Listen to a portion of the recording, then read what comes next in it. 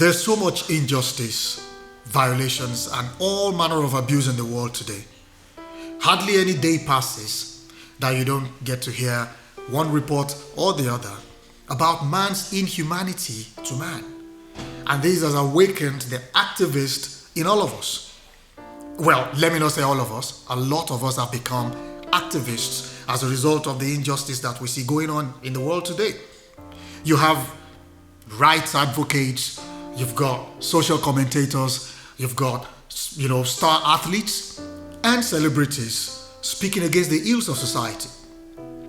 You probably have heard people say they want to use their voice and their platform to speak for the voiceless. In other words, they want to use their fame, their status, and the platform that they have, their own voice, to speak for those that cannot speak for themselves.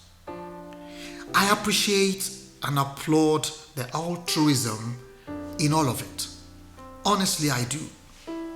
But I wish they would all stop. I wish they would all stop saying that they're speaking for the voiceless or that they're speaking for those who cannot speak for themselves. I with all due respect, like I said, I appreciate the altruism, I appreciate the gesture, but I wish they would stop calling people voiceless. I don't see, and I therefore will not address or label anyone as voiceless. Because no one, and I mean absolutely no one, is voiceless. The system may not recognize or listen to those people.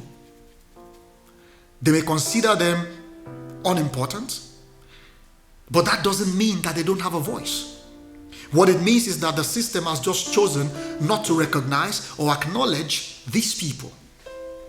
And so we call them voiceless. God gave me a voice. God gave you a voice because He knew we were going to need one. My voice is mine, is unique to me. Your voice is yours, is unique to you. Now, what you use it for or whether or not you choose to use it is a different matter entirely.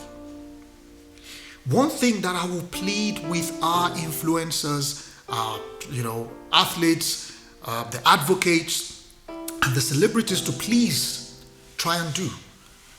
We've done enough of speaking for people. We've done enough representing the so-called voiceless. Why don't we move things further forward and allow those so-called voiceless people to come into our space, put them on our platform so they can use their voice?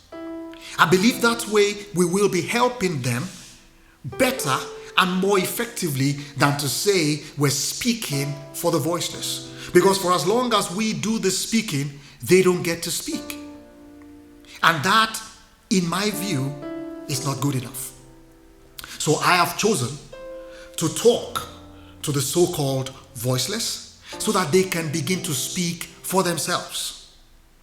I believe that if I talk to the so-called voiceless person and I remind them of the gift of their voice and the fact that the voice is theirs for them to use, they will begin to speak for themselves. So we all can bring them into our space as influencers, as advocates, as social commentators, whatever we want to call ourselves. Let's bring the so-called voiceless into the place where they can use their voice. Because no matter how eloquent, no matter how fluent I am in the words that I use, no matter how educated I sound, no matter how informed I may sound, speaking for people is not as good as getting them to speak for themselves. Because if I am speaking for them, they are not doing it for themselves. And it's never the same.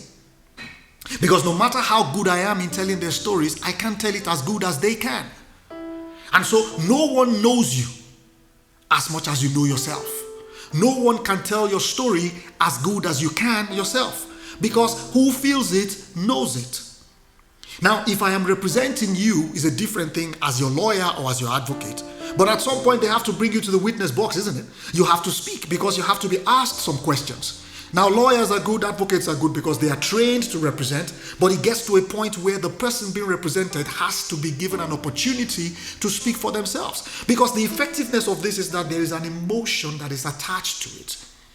And the right emotions, going with the right choice of words, coming from the right person, gets the most result. As the saying goes, they say, let's hear from the horse's mouth. That means no matter how much you sound like a horse, no matter how much you know a horse, you cannot and you will never be a horse. So the voice may sound like, but it's not a horse. So literally I am saying, let's hear from the horse's mouth. Let the so-called voiceless people begin to speak for themselves. Maybe the system will pay attention.